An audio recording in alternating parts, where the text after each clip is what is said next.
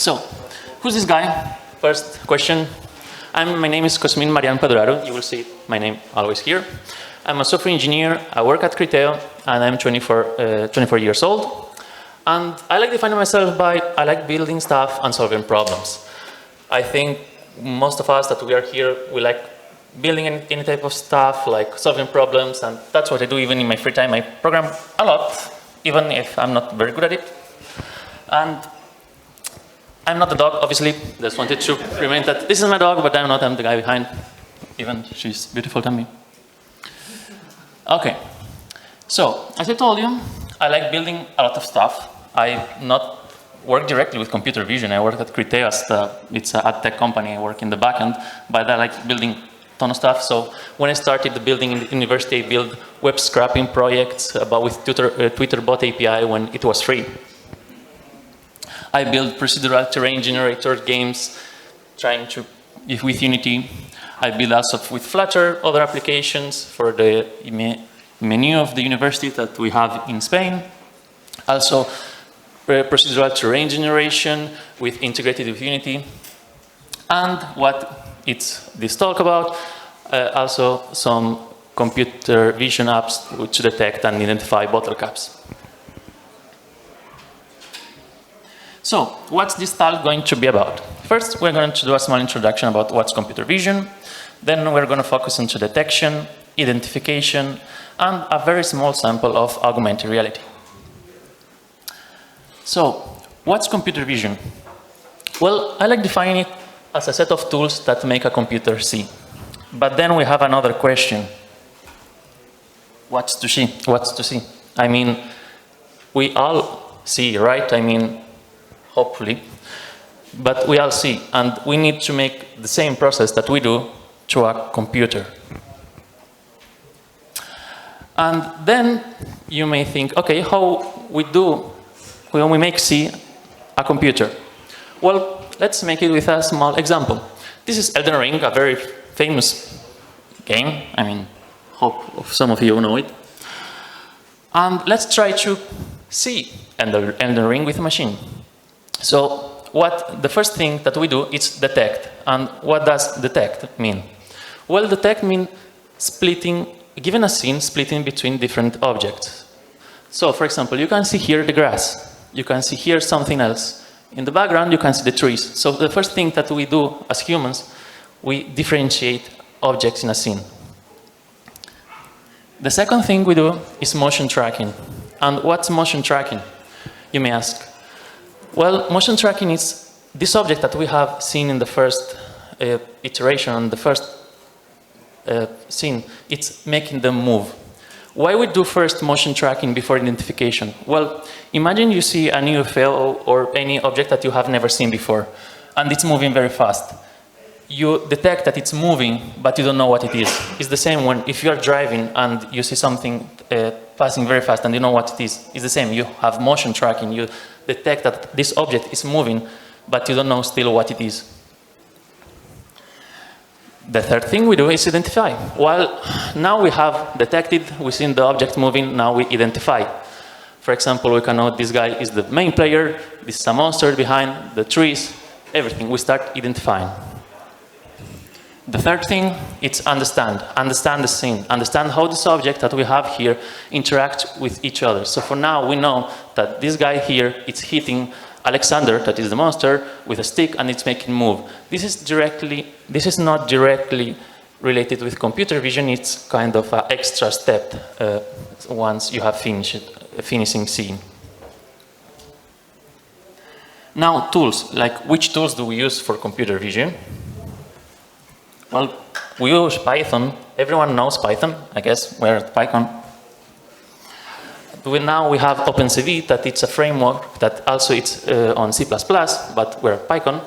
And it's used mainly for image processing and has a lot of built-in methods.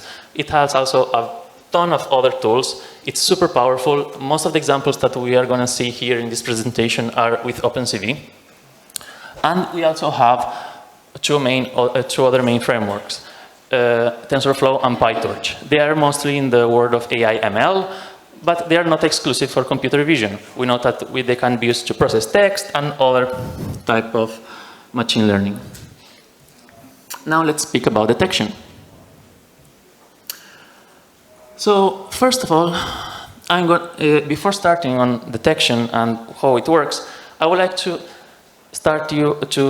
tell you a very small story on how I started with computer vision, because as I told you in the first slide, computer vision is something that I not directly work, but I like building stuff. And I have a hobby that it's collecting bottle caps. I started collecting them when I was like 10 years old, something like that. And because one of my friends did it, and you know, when we're a child, we say, hey, you're doing that, I'm doing good, do the same. And now I have a problem. I have over 450 different bottle caps in my collection. And when I go to a bar and they give me a new bottle cap, I don't remember if I already have it. I mean, I don't have a so big memory. And I thought, well, what if I take a picture of my bottle caps or any new bottle caps, and it will tell me if I have the bottle cap already or not, already in my collection. And I said, well, I like building stuff, I like building, solving problems, let's do it. And the first thing we do as software engineers, when you don't know anything about a framework or tool or anything, you start doing investigation. Reading documentation, Googling, ChatGPT, whatever. And I found a very interesting tool in OpenCV. It's named Hough Transform Circles. That allowed me to find circles in an image. And if you think about the bottle caps, they are circles. So I thought, that should be easy, right? I mean, if it's able to detect in a shoe a circle there, why shouldn't detect my bottle cap there? That it is very simple. Yeah, we know how that ends. It's not very simple. This is what happened. Yeah. So I applied directly. I thought the image, send it. Detect my bottle caps. Well, false positives, not detecting, overlapping. I thought, okay, now software engineering starts. And how I tried to solve it. As I told you, caps are not perfect circles. They have indents, and it doesn't perfectly work. Also, we have false positives. So we have circles inside circles and directly false positives. And then I discovered, after investigating more and more, that there's something called preprocess. And what does it mean preprocessing? Well, most of you have already started working with Python, with APIs, and doing requests, and etc. And sometimes when you call an API, you receive a very, very big object, right? And you don't send this big object through all your functions. You only want to keep what's important to you. So this is quite similar. We have preprocessing, so we do reduction of resizing to make the thing simple. We do color reduction to simplify the colors of our image, because we don't need to understand, for doing a detection, we don't need all the colors. We just need to know that there's a circle that I need to identify. And I started working with it. I did, okay, I will do color reduction, right? I don't need all the text and everything. Well, it's very simple. I mean, the good thing about computer vision and this OpenCV library is that you don't need to understand everything, how it works behind. You have these kind of black boxes, and you can apply it. So I applied Camins here, and it will give me the center and the colors, and it works. And then I did another method. I said, okay, with this, I have the image reduced, and I'm in 3 main colors that you can see here. And then I need to do something else. I need to detect where the circles are. I need to detect how the size of the circle it is. And I did blob detection. And what's a blob? A blob is just a bunch of colors together. And it worked. I removed the overlapping ones, and it gave me the size of the circles. It gave me how big it could be, more or less, because when you take a picture of some bottle caps, you don't know exactly what's the size, but you will know that all the bottle caps have the same size. So depending on the distance, they will have different sizes, but once you know one, you know all the size of the rest of the bottle caps. So I thought, okay, even if it gave me 3, I know the size. Now with this, we came from here, remember, and we ended there. So with this, in how transform circles, I gave it a max radius and I allowed some difference just in case, and it worked well. It's not perfect still yet, Geoffrey no, but it improved, and for my personal app, it worked. And that's how I started detecting. And now let's speak about something else, identification, right? Because we detected the bottle caps, but now we need to identify them. Well, what's identification? Identification is recognizing something given a list of anything. And identification can be split into subcategories. One is classification. When we see a table, we know that it's a table by the specs of it has, right? Independent on how it looks, you know that this is a table, and this one, and that one. So you don't need specific it doesn't need to have 4 legs, as in the first one, to know that this one is a table, or this one that has only one. All of them are tables, but are different type of tables, but still tables. And then we have identification. Identification, still it has the same name, but I like to split it in two. Identification is identifying a specific key point, specific individuals. It's not by categories as classification one. It's about a single individual or animal or whatever, but a very specific thing, not a class. By the way, all these faces are image generated, so they're fake. And now we are us. Here we are humans. And how we do identify? Well, I don't know. I am a software engineer. I'm not specialized in medicine. But one thing I have learned a little bit is that we look everywhere a lot. Since we're born, we start seeing in constant. And we have this brain that has kind of similarity with neural networks. And also we have started recently, building machine learning and everything. But machines, they need something to compare.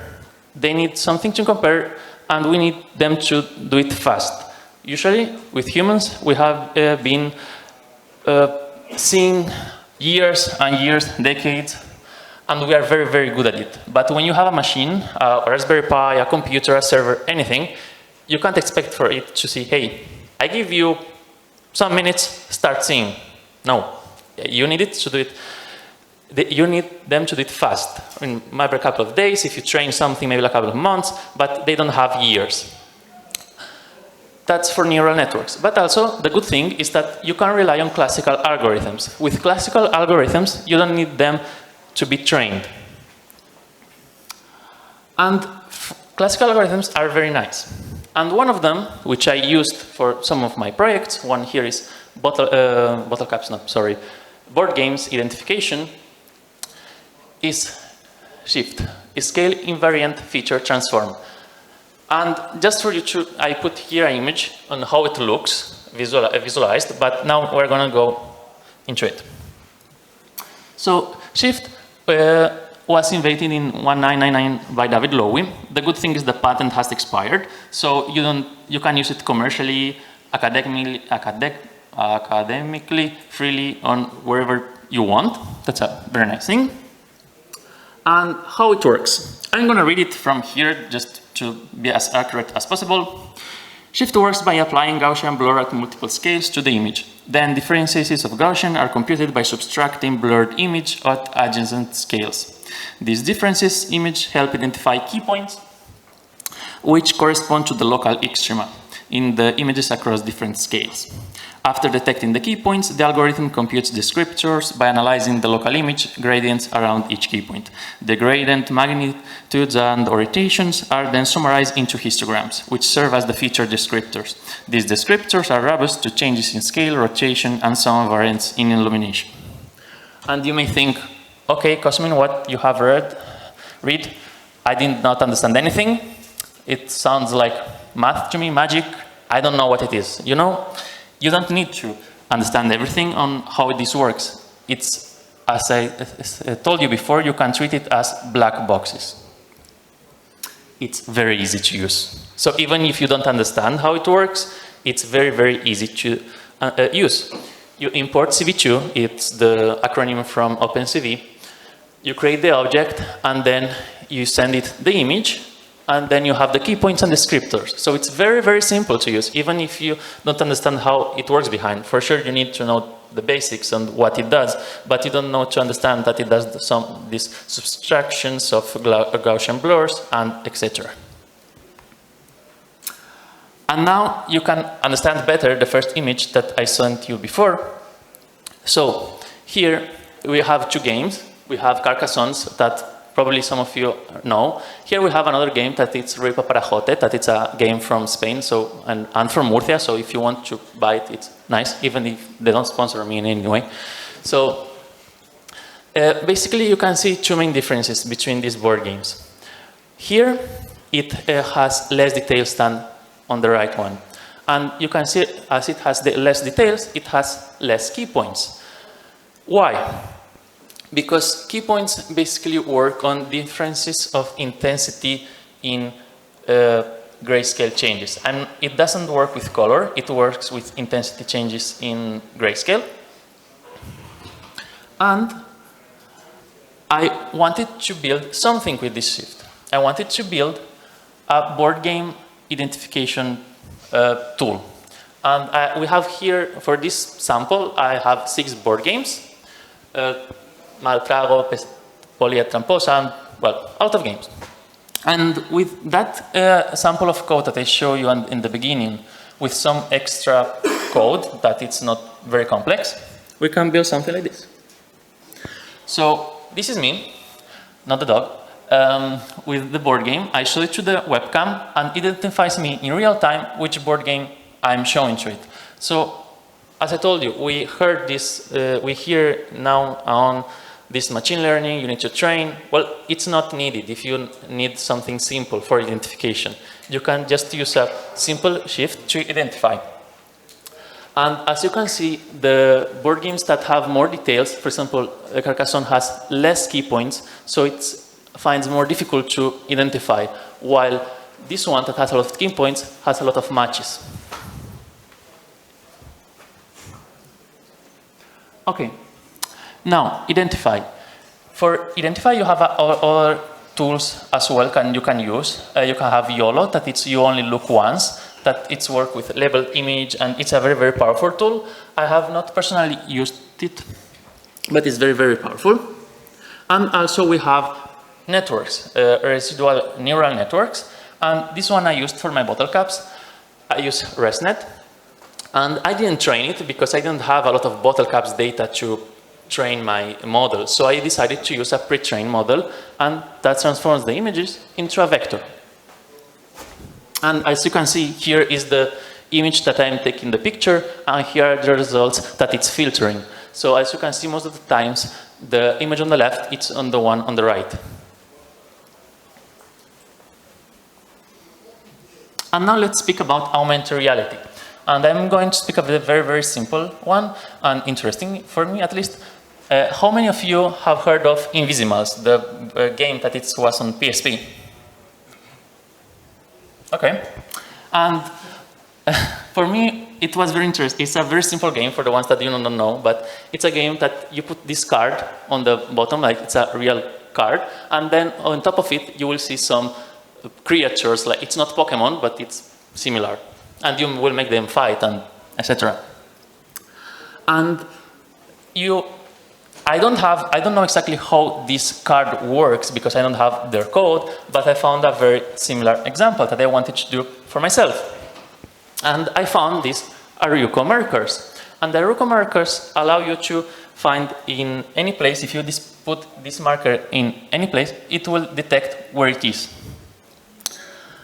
And it's very, very easy to use. As I told you, it's just using CV2, pass the image, and then you detect markers, and it will tell you in the corners where they are. And with this and some extra code, you can do this. So that was my card, and I displayed the Nyan Cat here video on top of my mobile. And I didn't display the creatures. I wanted to do it for this demo, but I thought it was much complex than I expect, just because you have to render the 3D object on top of the card. So I thought, okay, I will build something simple that is building the neon cat on top of the image. And the good thing is that they are asymmetric. So basically you can rotate it as much as you want. The QR codes work kind of the same. If you have, they have the three boxes here. You have left, top, and bottom. And even if you rotate it as much as you want, you will still detect. So the same with Aruco markers. They are asymmetric, rotation independent, and it will work.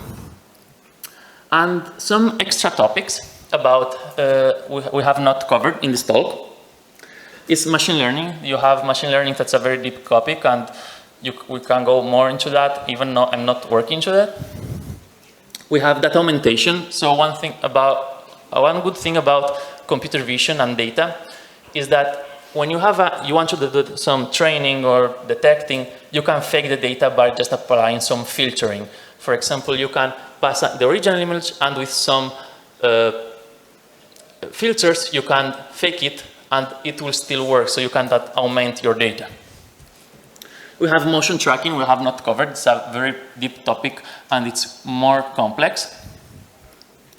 Also, we didn't cover understand. And virtual reality. Even it's related with augmented reality, it's not the same.